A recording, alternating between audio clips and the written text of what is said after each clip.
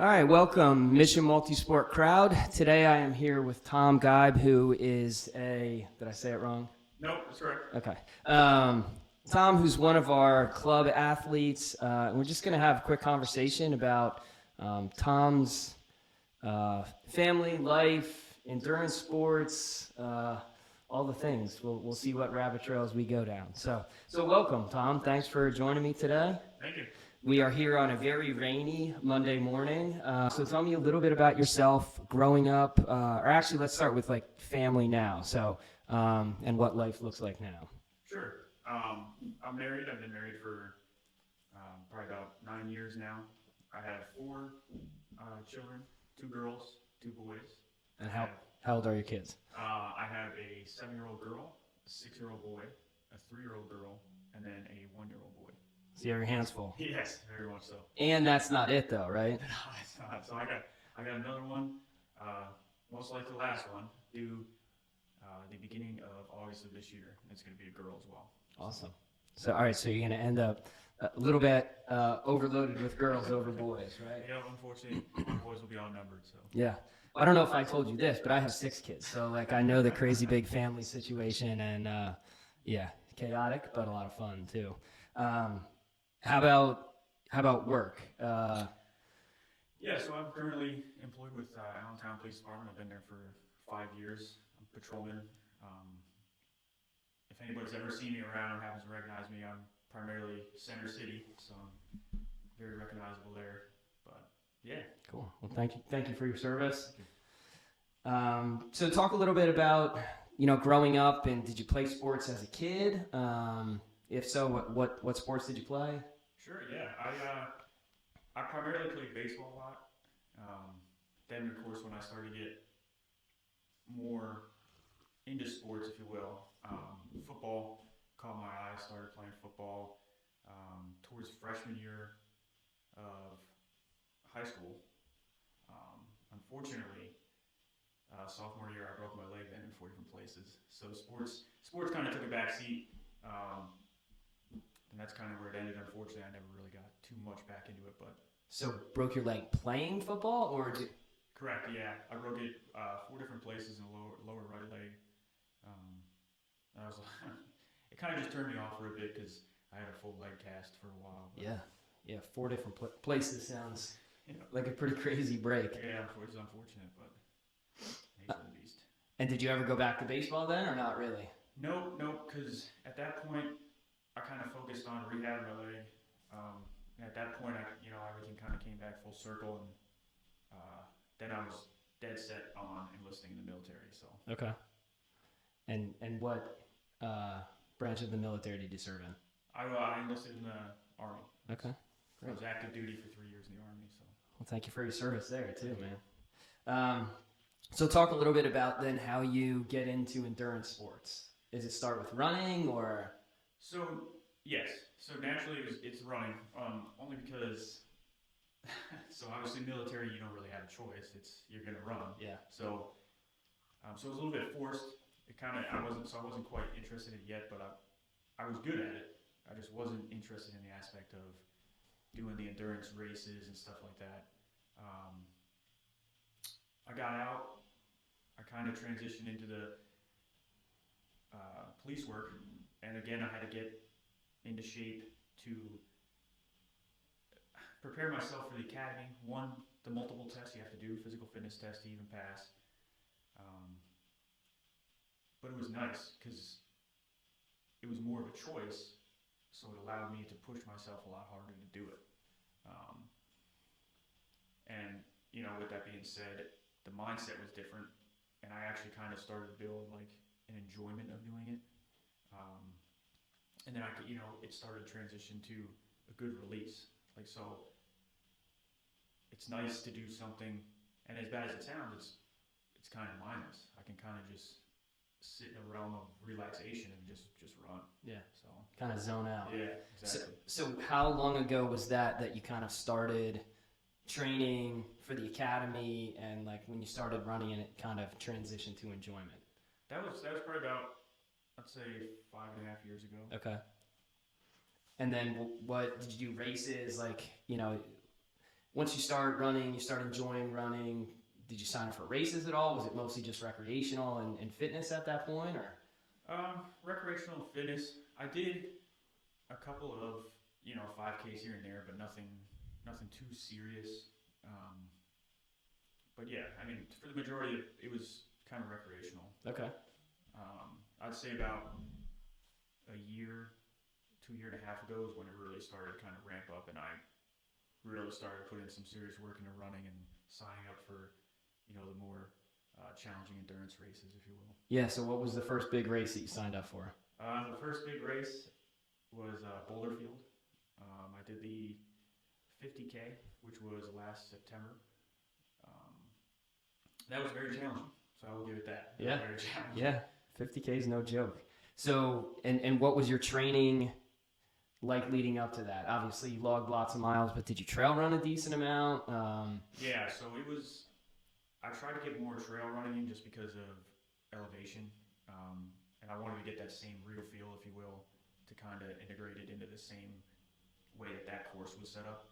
So actually, and the one that in the area that was the closest was actually the game preserve, Traxler Game Preserve. Yeah. It was almost perfect with training for that race because the elevation was almost spot on. So it worked out really well. Yeah. That's one of my favorite places to go. Yeah, I logged some miles there yesterday morning on Easter. So how did that race go? Like just, struggle fist fight through the whole thing? Or I guess talk a little bit about your nutrition and your fueling throughout the race, because I think that's kind of a fun story. Yeah, so people thought I was a little nuts because I showed up to the race almost like it was a 5K. Everybody had these hydration packs on, or water bottles and gels or whatnot. I had nothing. I used the aid stations. They were about every 5 miles, and it worked out good. I'll give it that towards the end though, that was a fist fight. So I remember looking down at my watch, and I'm just like, oh god, it's like I still have 10 miles, and I felt done, but I just kept my legs moving. Next, just same thing. I was like, okay, 5 more miles, aid station, just keep going. It worked. It worked. I mean, I don't know if I'd highly recommend it for anything further than that, but it worked. So do you regret that you didn't kind of have more of a nutrition plan besides, they're going to provide aid stations, I'll just use those? Yeah, honestly, I think if anything, water. I think I'd bring water for sure. Other than that, I think I could, if it was that same setup, I'll give it that. So I wouldn't recommend that if the aid stations probably were further apart, but the fact that they were every 5 miles, that was manageable for me. But I do think water would at least be a better option. Yeah. Yeah. So what are you up to these days from a training or racing perspective? Yeah, so since then, I kind of really got hooked into triathlon races. I haven't done one yet, but just watching, the training videos, what goes into it, and I don't know, I'm just kind of captivated by it, and I've been training pretty hard. I put in, oh my gosh, I don't even know. It's probably not necessary to do that much, but I do at least 60 miles a week running. I'm trying to incorporate the biking still. I get that in there when I can, obviously with time, children and stuff like that. Yeah. Swimming's a little tougher, trying to find spots to swim at, but we're getting it. So. Well, this summer we'll have swims at the McCungie Park again, so you certainly can join us there on Monday, Wednesday, Friday. Do you have a indoor bike setup at all, or are you just mostly getting outside? I don't. Yeah, I primarily try to get outside, and I kind of like to just instantly challenge myself. So I don't really plan routes.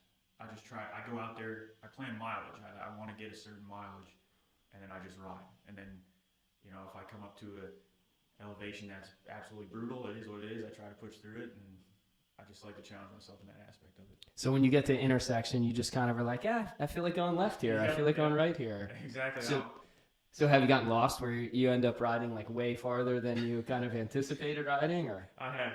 And then I have had to stop already and look, kind of see where I am, and then I get my bearings like, okay, cool. I gotta go this way, and I'll get back to this road. Yeah. It's fun. It makes it more interesting. Yeah, I think there's something healthy about getting lost sometimes. Like truly, I believe that. So I mean, you had a post on social media maybe like 2 weeks ago that kind of honestly made me think like I should really sit down with Tom and chat. And I don't remember it verbatim, but just kind of you talked a little bit about how endurance sports and running maybe more specifically has really positively impacted your life. Can you talk a little bit about the impact it's had on you? Yeah, sure. So the post was because it was about a year and a half ago. I was, I kind of got entangled in the job and some past stuff, and then job work. The stressors of that, the kind of started weighing on me, and over time I started to put on some serious weight. I got up to about 220, a little over 220 is what I weighed. And how tall are you? I'm 5'9", 5'10". Yeah, I'm the same height, and I got to 222 back in the day. So so the 220 club, not a club you really want to be in. It didn't feel great. So I had a serious drinking problem. So I was a very heavy drinker, and it wasn't so much. It was more of a binge drinking, but the problem was when I sit down and drink, I would just drink. It's almost like a bag of potato chips. You sit down and eat chips and you just keep going. It's the same with drinking for me. And unfortunately, I got caught up in that being an outlet. It came down to my wife talking to me, and then not doing things with the kids, and it was like, I got to change. And I just happened to.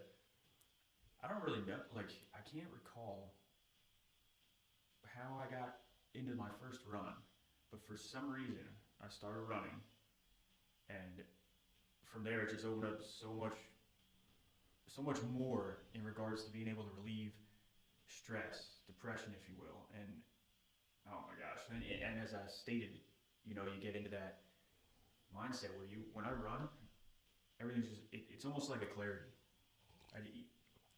Even though I'm not thinking about the things that are stressing me out to relieve those stressors, not having to think about stuff is what really does it. Yeah. And are you usually running by yourself? Do you run in a group at all, or with I do a lot of the runs myself. I do it all solo. I like running with people because, unfortunately, for some reason my body really likes to go fast, and when I run by myself, it's harder for me to regulate speed. Yeah. And when I run with people, and I tell people this all the time, guys see me running, and they're like, oh, I'd run with you sometime, and they're like, oh, but you're a lot faster. And it's like, well, it doesn't matter to me. Yeah. I was like, I'll slow down. I will gladly slow down. Yeah. I like the slower runs. Which honestly are very good for you for building. And I was like, I'll gladly slow down. I'm trying to get people into it. It's great. It's great. But for some reason, that running title is a yeah.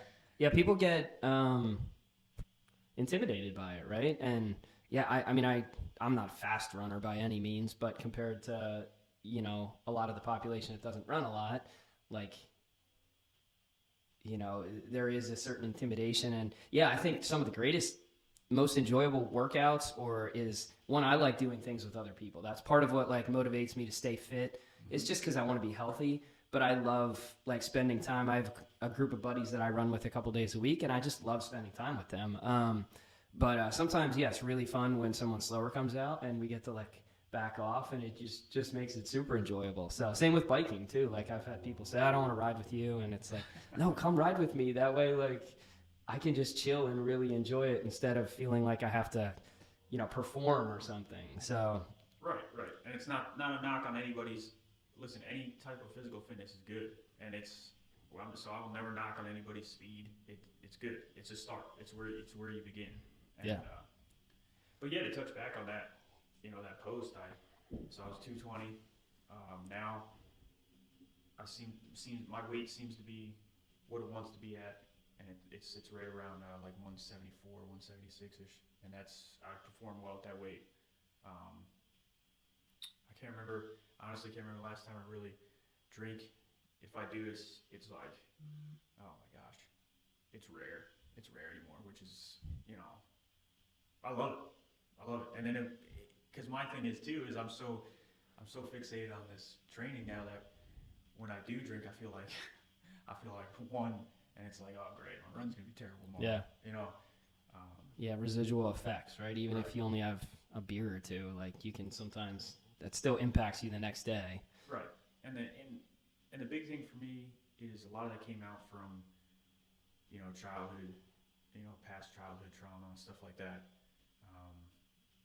As I didn't describe it there, but I had a rougher upbringing than most, and that made things a little challenging. So yeah, but perseverance and pushing through, and then a lot of this helps with it. So yeah, big time.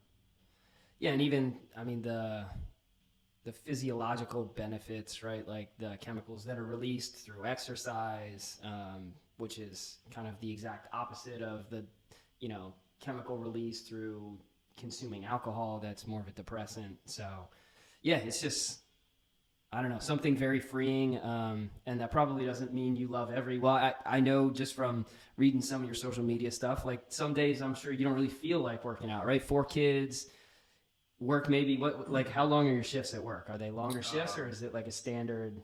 They're your typical 8 hours, but obviously with police work, it's not the same every day. So sometimes the shift can get drawn out a little bit, or I'll work a double, which is then 16 hours. And it's like, yeah, as soon as the shift starts to come to an end, I'm like, oh man, I still gotta do my run. And I get home, and for me with the kids, it's easier just to get it done, because then I'm there, and for dinner time, evening. So I'll come home after day shifts, and I'll try to get my runs done immediately after. And the best ones are middle shifts, mainly because I can do it in the morning. I get it done in the morning before anybody's awake, and then I'm back. I help, breakfast and stuff like that, get everything ready, and then I get prepared for work, and then I head in. So I'm a big time morning runner. Yeah. And I will for a fact say I run 10 times better in the morning. Obviously evenings are tougher because like the drain of work, I wear all that gear too, so it's hard. That's a big thing too, is maintaining hydration. Yeah. Because I know instantly I didn't hydrate well. As once I start the run, I get like 2 miles in, I can feel it almost immediately. But yeah, challenging. But well, even for those of us that sit at a desk all day, I don't hydrate because I drink way too much coffee and not enough water. So, but yeah, I would prefer to always run in the morning too. Like, and my schedule's a little bit more, typical. But yeah, there's something good and healthy about waking up and getting after it first thing, and then you kind of have that, endorphin spike through the rest of the day, and it kind of carries you through. But yeah, there's days when you can't do it in the morning, and then you have to like come home and decide, I don't want to do this, but I know it's good for me. Mm-hmm. Right. And probably a mile or two in, you're like, okay, I'm glad I got out here. Yeah. And that's the other thing too. Sometimes I'll bog out a little bit just in the beginning, but I wasn't too sure about that. What do they call it? The runner's high, if you will. Yeah. But I 100% believe it, because usually when I get to about the 4th mile, it's almost like I didn't run the first 4. Yeah. And I feel phenomenal. It's like, and it shows. It'll show on my, when I track my paces and stuff. It's like, oh wow, it's like 30 seconds started to drop off there or something like that. It's all about for me. It's all about getting out there. And I'll go out and say I think that's probably one of the hardest things that probably a lot of people struggle with, is getting out there. Yeah. Once you get out there and do it, you're already doing it. I mean, you ran a mile. It's like, now you got to run back or walk back, and it's another mile. So it's, yeah, and you don't want Strava to show people that you walked back, right? Yeah, right. Or you started here and ended there. Now the whole world's watching. Yeah, right. So it's funny, but there is some value in that, right? Like, I don't know, you have some type of audience almost always, whether you want it or not, through Garmin or Strava. And maybe sometimes that's unhealthy, but I think sometimes it helps push you to, finish the workout or do the workout the way you're supposed to. 100%. Yep, I agree. And in the same concept too, it's funny you say that, because I think about when I run past people or something. For some reason, I always like run a little faster, and it's like, oh, I guess people are watching me. I gotta sure look good here. Like I do this every day, you know. Yeah. But it's just so it's funny when you think about it that way. But Yeah. Whatever motivates you, right? no, 100%. So do you have upcoming races, either running or I know you've expressed interest in doing a triathlon and trying to figure out how that works out with Yeah. 4 kids and one on the way. So that one's I'm definitely gonna do one this year. It's just undecided of when. Obviously, I'm very interested in the Steelman ones. There's one coming up in I believe May. Yeah. But At Knockmexon. yeah. Yeah. I'm just not Independence. too sure because it's a little soon because I planned on for the August one, but that's the week the babies do. Yeah. So that one's probably I'm pretty sure I'm gonna go out on a limb and say that one's not gonna happen for me. Yeah. But so we're still pushing. I'm gonna do one this year. I had aspirations of doing 2. But like I said, with the baby coming, it might drop me down to 1. I have a couple 5Ks, nothing serious. I think one of them is going to be in Hamburg. I'm not quite sure. I can't remember what the name of that one. I do the Travis Minion one. Mm-hmm. I do that one. That one was a good one for me last year. That was a fun one. How about Quadzilla? Have you run that at all? Or not? Man, someone else brought that up. I keep thinking about it. I'm very undecided about that one because that one kind of sounds brutal. Yeah, well, if you want to do it this year, you'll have to get on the wait list because I think it's sold out already. Yeah, I heard about that too. I heard that. But it's not. I mean, if you can run a 50K, I'm pretty certain you can run Quadzilla, and you'll probably make it hurt just because that's the way you'll go at it. But you can, as long as you're trained, you can make it as fun or as miserable as you want. Or maybe you can make it miserably fun too. Sure. So. Sure. Yeah. Otherwise, after running the first Boulder Field, I was like, man, I don't know if I'd ever do this again. But actually, just the other day, I was looking it up again. I was thinking about, I'm looking at the 100K, and I'm like, oh, should I do it? I was like, so that one's a little undecided. That's possible, mark on there. I'm not sure yet. And when you finish Boulder, what is it called? Boulder Field? Boulder Field, yep. 50K. So were you like, I'm never doing that again? Was that your instant Yeah, reaction? when I finished 100%, I finished and I was like, yeah, that's never happening again. Yeah, that's basically every Ironman athlete is like, usually when people finish, like, I'm never doing that again. And then like a week later, it's like, oh yeah, I signed up for another one. But that's part of what keeps you coming back somehow mentally. So. Yeah, 100%. And like I said earlier, 5Ks are fun. They're more of a fun race, in my opinion. Your average, and obviously if you're running some of the times that some of the guys are, it might not be that enjoyable, but it is something fun. Like one of the ones I like to get my family there because it's a 5K run walk. So I like to get them out there, and my 7-year-old daughter said she wanted to run the whole thing, and impressively enough, she finished a 5K in I think it was 29 minutes. Awesome. And she's 7, so I don't know. I found that to be incredible. That was neat to me. Yeah, I've had a couple cool experiences with one of my boys. He ran when Runner's World used to have their festival. He ran like the trail race, which I think was 3.5 or 4 miles with me. And he ran the Allentown St. Patrick's Day Parade with me one year. I think back when he was 8, he's 14. So it was quite a few years ago at this point. But I'm trying to convince him, like, hey, maybe you should start running again. But yes, anytime we can, like, that's the beauty of, endurance sports is like the shared experience. And when you can bring your family into it, especially as like, someone participating or competing with you, I think it just adds a different level of enjoyment to it. And that's a big thing for me now is the family aspect. I get it. I've had a couple people, think that it's a little selfish of me, like how much I do, like running and stuff, or how much time I put into it. But like we said before, like realistically speaking, it's worked into the schedule. Like.